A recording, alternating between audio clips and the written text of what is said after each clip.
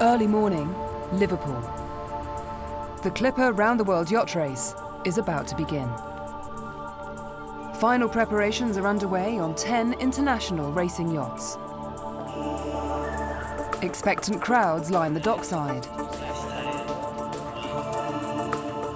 While inside, 10 skippers receive their start day instructions.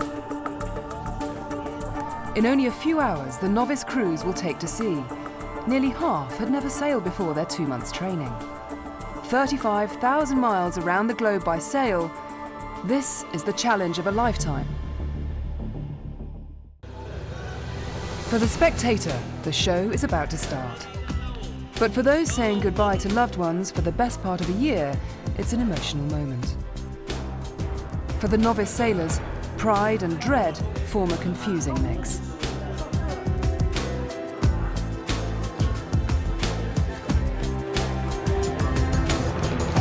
Real mixed emotions. Obviously, we want to get out there and start racing, and everyone who we love and who's our greatest fans and supporters are up there. So it's quite an emotional pull at the moment.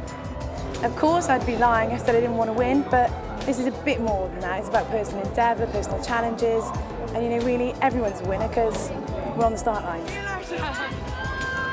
I'm not nervous, if I'm truthful. I'm a little bit anxious about leaving my husband for 10 months. I've got great pride in leaving here and it'll be very emotional. Local taxi driver Lisa Pova won't see her hometown again for nearly a year. For every man and woman standing on deck as the boats leave the dock, this is the start of the rest of their lives.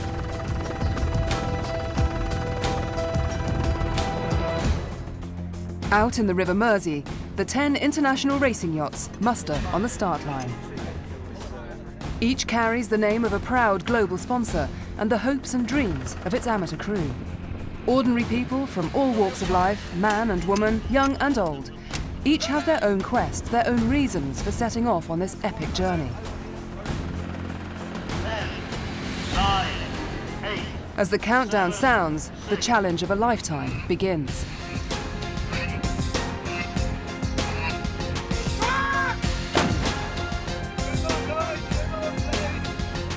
Years of dreaming, months of preparation, it all comes down to this.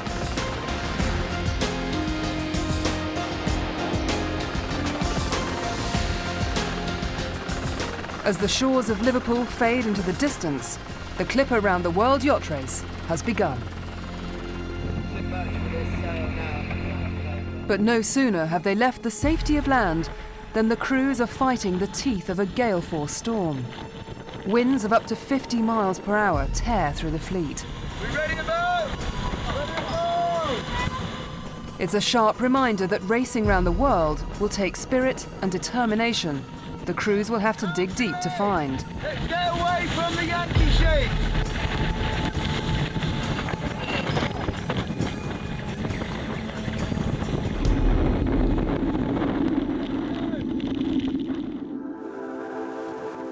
Two days later, and conditions have calmed.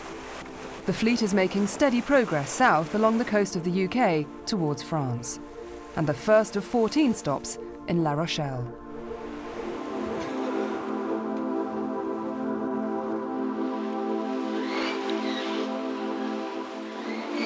On board Liverpool 08, ex-leukemia sufferer Dan Monk is getting into the rhythm of life at sea. Basically trying to keep the wind in the spinnaker, and what I do is if we grind in, it stops it from collapsing, and I ease it out when the wind's filling the spinnaker. The calmer weather brings with it a chance to settle into surroundings. I love the weather. The weather's been 1 minute it's a bit nasty, next minute it's lovely and sunny. That's pretty cool. For one person on board, leaving home behind is only just beginning to sink in. It was very emotional leaving Liverpool and everyone was a bit choked and emotionally drawn. For the last 5 years, everyday life for Lisa has been spent behind the wheel of a taxi. The race is a chance to make a change. I probably spent the best part of 5 years just floating. I got so angry with myself and you start losing confidence in yourself and who you are and what your beliefs are and all that sort of stuff. I'm definitely ready for the change. Like, I'd be absolutely gutted with myself if I get back on a taxi. For every competitor, sailing around the world isn't just an opportunity to get away, it's a chance to change their lives forever. Up at the head of the fleet, UK entry Hull and Humber has come to the end of the first short race to France. The crew from the east coast of England crosses the finish line in light winds, a stark contrast to the gales on the start line in Liverpool just 4 days before.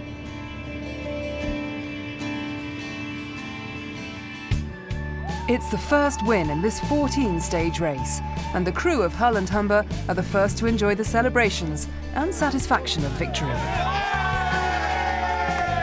Very excited, and I want to do the next bit now, just to prove that we can maybe win another one. What's the bar take? Quite a rough start, lots of seasickness, hard work, but you know we've done it, we've kept it moving. It's a proud moment for the skipper. I don't think you've ever think you've got it in the bag to cross that line. So yeah, we kept working at it. We've had it all when they've performed really well. You couldn't really ask for much more than that on race one. Big shout for the number.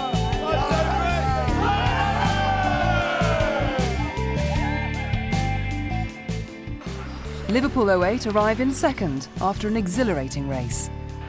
The sailing was fantastic. Can't fault it in any way. Crossing open seas safely is always cause for celebration. For the skipper of Glasgow, Scotland with Style, Hannah Jenner, third place is an added bonus. It's been a really fantastic test, and the crew pulled through really, really well. As the day draws on, the remaining boats arrive. After the first 600-mile stage, the 10-boat fleet is safely moored in port once more.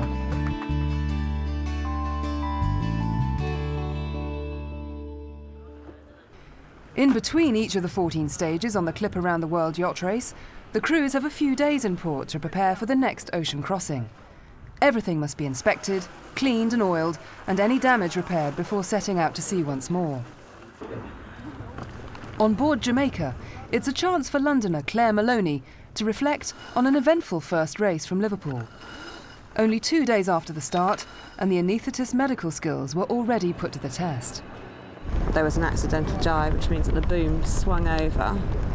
And what happened is that it had been picked up from this side that he was sitting by the main sheet and then flipped, he somersaulted from one side of the boat to the other. And he ended up on this side, upside down, pinned between the boom and the railing. Each of the 68-foot racing yachts is equipped with a comprehensive stash of emergency medical supplies. But there's only so much you can do on a yacht in the middle of the sea. We decided between us and the Coast Guard and the hospital that the best thing to be doing was now to motor into calmer waters and get him on the lifeboat.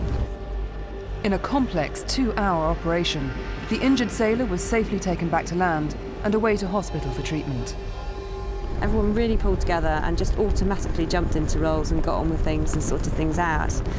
And then a little bit later on, as you can imagine, once the adrenaline had calmed down, then it sort of started to sink into people and people were quite shaken. It's really hit home just how many dangers there are and just how careful you need to be. 2 days later, the crew arrived in port visibly shaken. And though the casualty later made a full recovery and rejoined the race, the dangers of ocean yacht racing would remain with the Jamaica team.